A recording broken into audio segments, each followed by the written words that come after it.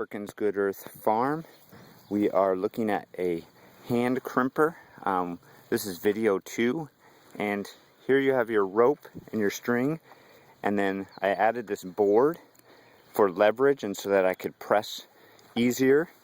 And then what we have is just a square tube 2 feet long, and then I attached two what would be the equivalent of angle iron. One is slightly higher than the other, so as my foot presses down I can press and then roll a little bit.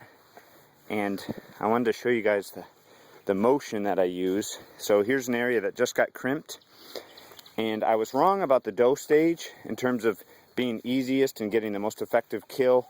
Looked up at some research, and what you really want is anywhere between 50 to 70% flowering, and that's when you have these anthers shedding. So when you have those grain, it's kind of fully doing that. And I could tell a difference when I crimped this versus the area I crimped about 2 weeks ago.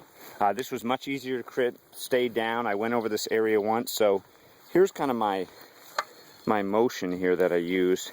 I basically take a step, and then with add my second foot on there, so I have my full weight, and then I just go like that, and I try to do that every 7 to 14 inches.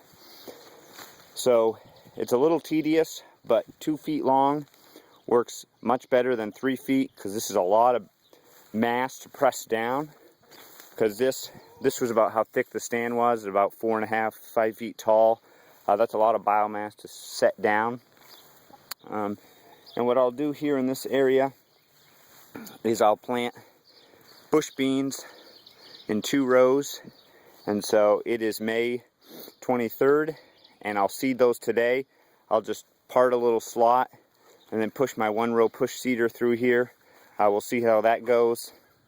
And again, Perkins Good Earth Farm, rolling crimping for weed control organically.